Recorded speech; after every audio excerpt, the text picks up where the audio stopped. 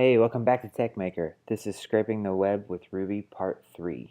In this episode, we're going to start putting together some of the stuff we did in Parts 1 and 2. I decided that it might be fun to try to actually parse all the information that I'm interested in with just pure string manipulation as a first pass. And then once we kind of get that working, do it again with a tool called Nokogiri, which should actually make it a lot easier, but I just want to kind of see what the difference is, and I think it might be useful to go through both so you kind of see how the whole thing could work. So the first thing I want to do is do a little bit of investigation here on the screen to find out what does the HTML structure look like that we're actually going to be interested in. So I'm just going to inspect this particular piece of HTML. I want to find this whole card here. Okay, so we can look at this. Let's open up this A tag. So this A tag, we have this class result image. So that's pretty interesting. And then in here we have result price. We have some images. What else we have? There's got to be a title somewhere, result info. So we see the title here in this A tag. Okay, so let's think about how we can pull this back. So we really want to get li class equals result row is really where we're looking to start.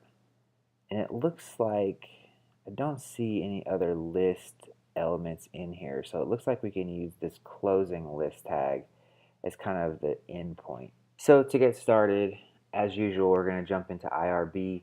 And then I've actually been setting up some of the functions we worked with in the previous episodes in a file, and we'll bring that up later and start putting this into something a little more reusable. So just open up IRB, and then we're going to require OpenURI as usual. Okay, and then we're going to do the same thing we've been doing, so we'll say something like doc equals open, and then paste in the URL we were just looking at. And then we'll say HTML equals doc.read. Okay. So the element we were looking at, it's called identifier, again, like we were doing in a previous episode. I think it was something like li class equals result row. And actually, there was more beyond that, so we're not really interested in trying to get like exactly the li element. We just want to parse this little bit of text here. The one thing that may be tricky about this actually is we have this open double quote in here. Let's see what this does. Okay, no, I did what I expected. So let's see if we can get see if we can find that. So we'll say html.index identifier.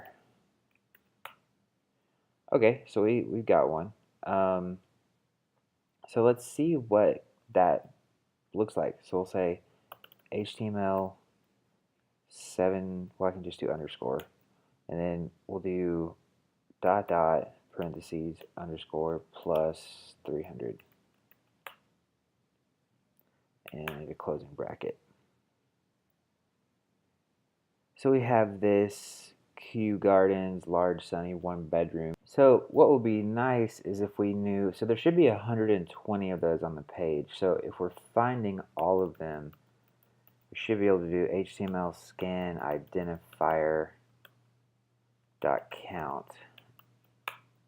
And we do have 120. So I'm going to say that I believe we have all of our elements.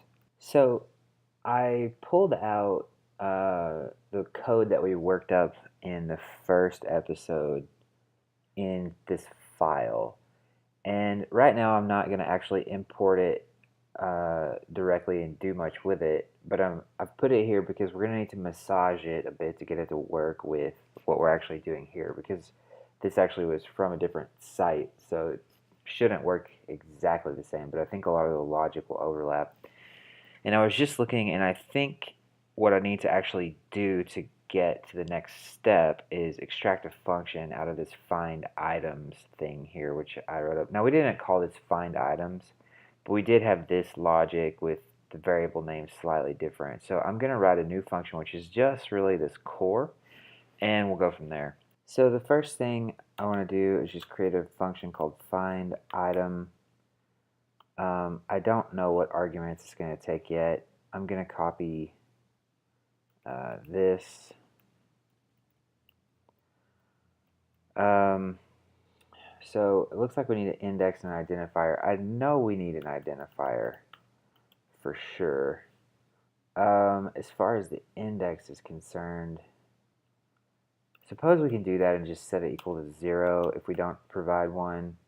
That way we can kind of like, I'm just trying to make sure that I could reuse it here if I wanted to, and I'm sure I will. I'm going to need some body of HTML to look at. I'm not sure how. I got to figure out exactly how I would get this to work here with the indexes that we're looking at. Anyway, that's okay. I think that may do what I want to do. Oh, I need to give it a closing tag. So you need a closing tag for sure. Okay, let's see what this does. I'm just going to copy this like that and paste it into the terminal. Okay, so I'll just paste that here. One thing I noticed is I'm adding the index, which is a number, to the identifier, which is a string, which seems suspicious. I'll have to see what happens, but let's see what we can do if we just do like, so we have our identifier, right? I'm going to set a closing tag to be, just do like a closing list tag.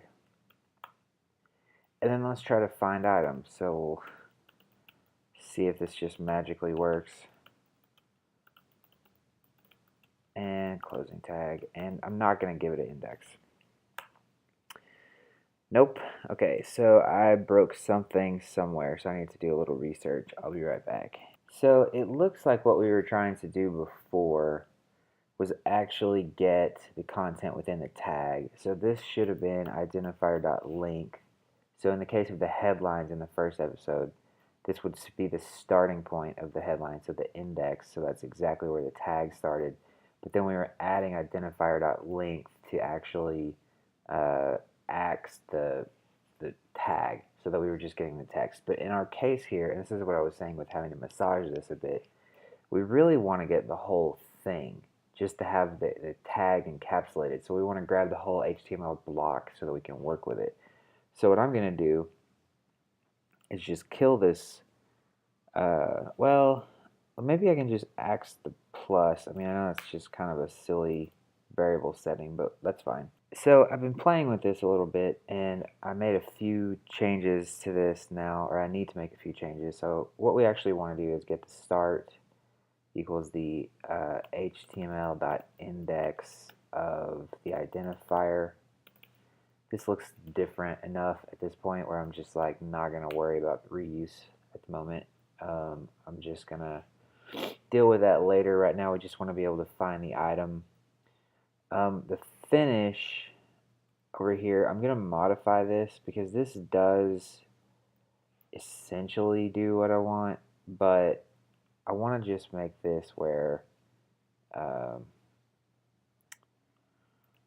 want to include the ending tag.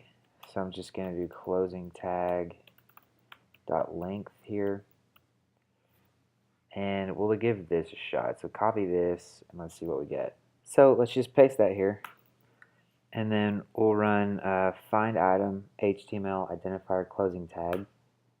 And you can see here that we get a result row list item, and it closes out with the list tag. So that's basically what we wanted. I want to see if I could do like puts underscore. Let's see what that does. So you can run puts, and that will actually print it out with the new lines included. It's not exactly beautiful, but you get a better sense of the actual HTML.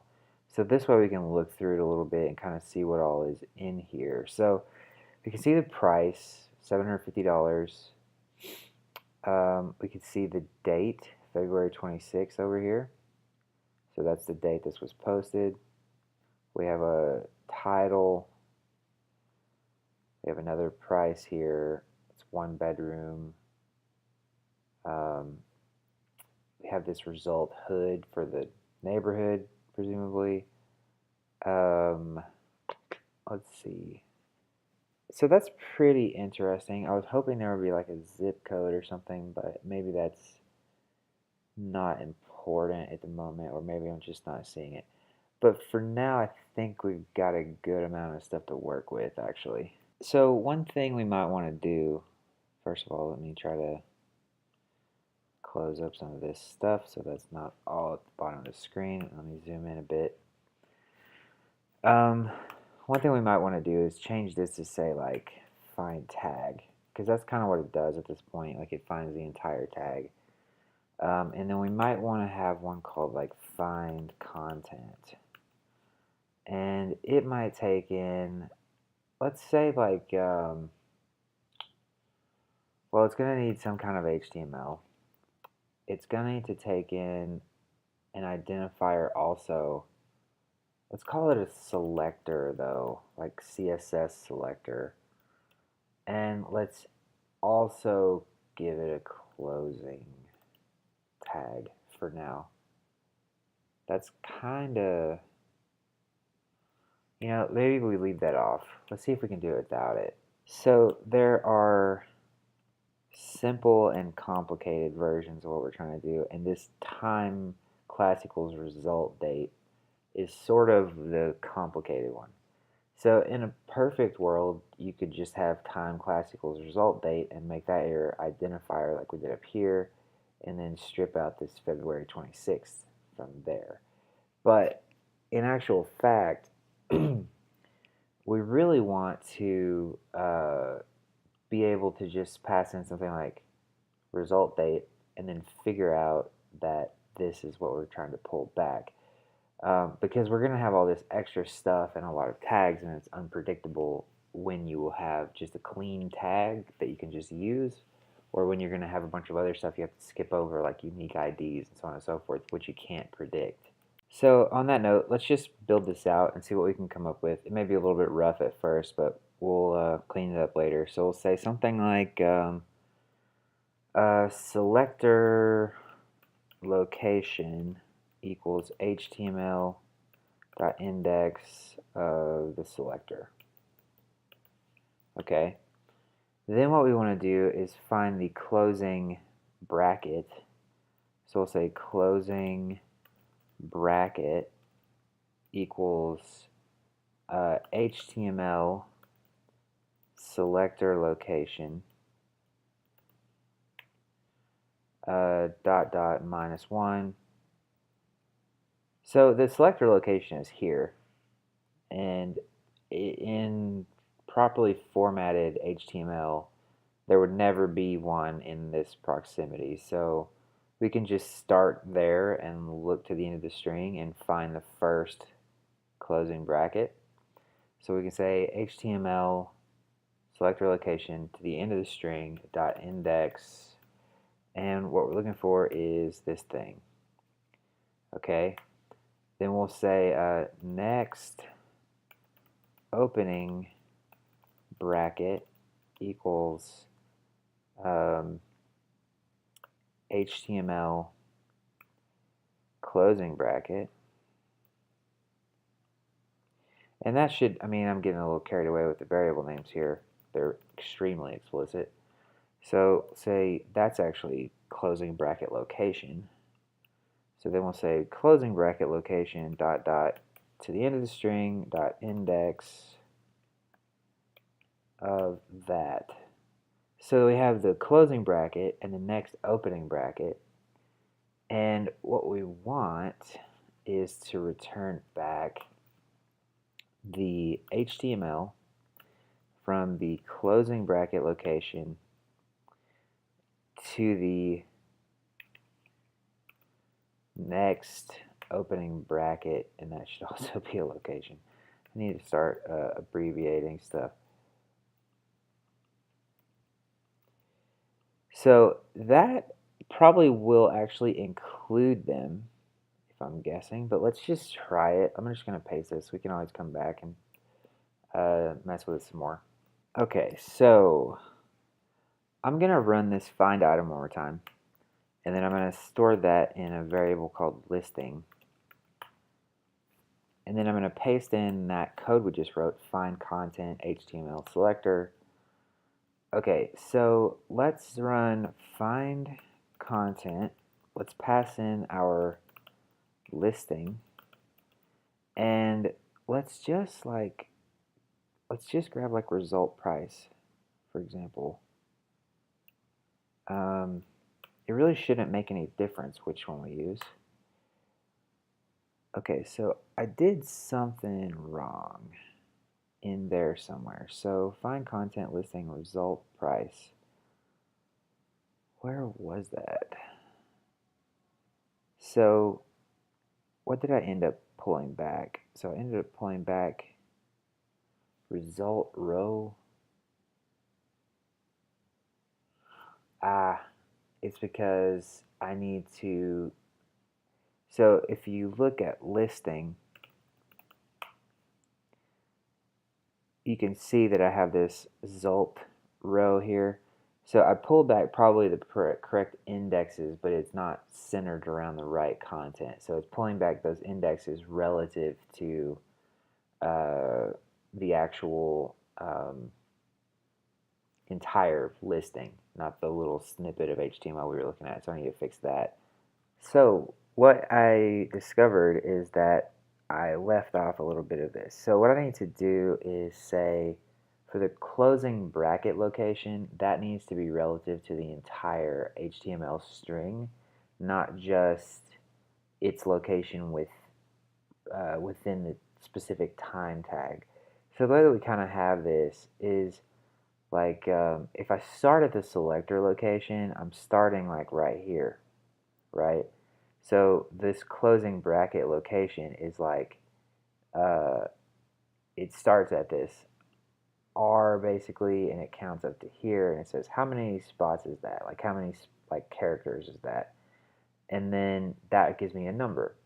So if I start at the opening of the actual HTML block, not this selector, that's a problem. So what I need to do is every time I make a calculation, I need to add the previous distance. So what I mean is, if I do like selector location here, and then I need to do the actual closing bracket location here.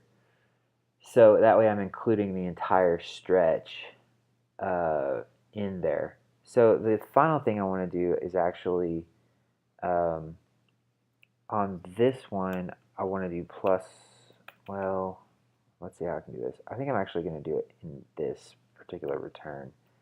So I'm going to do +1, and over here I'm going to do -1. And what that's going to do is it's going to trim off the brackets so that it just get the inner value. So I'll go back over to the terminal and show you how this works. So here, let's just paste in the function as I just wrote it, and then we'll cycle up and find where I was trying to call this. So if I run find content listing result price, now we get $750. Let's run back up here. Well, let's just do we have our listing, right? So let's do puts listing. And let's see what else we should pull back. So let's call like result hood and see what we get.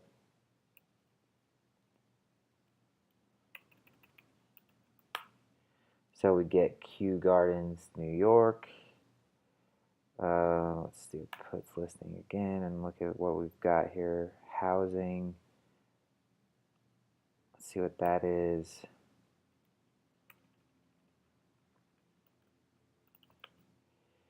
So we get a bunch of new lines in here, but we have one bedroom, as you can see there. Then let's look at that one more time and see if we can try it with our time thing. Where was that anyways? Result date.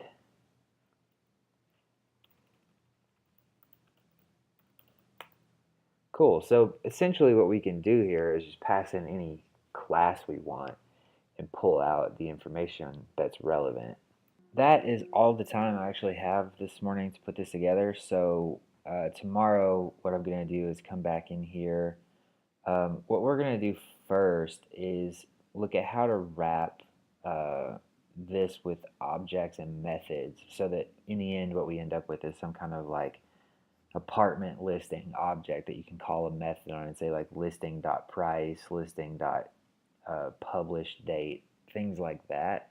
And how do we convert each one of these things into like an actual data type that's, something we can work with. So for example, the price should be a floating point number probably instead of a string with a dollar sign, that sort of stuff.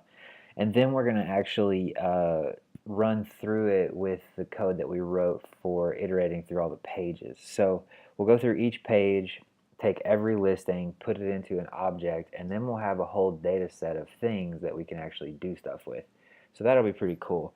Once we do that, we'll look at how we can swap in some fancier tools that make this a bit easier. I don't know if we'll really need it, but it's good to know how to use those things. So I think this is a cool project. I think it's cool to kind of see how you can build something like this from the ground up and like make somewhat abstract tools.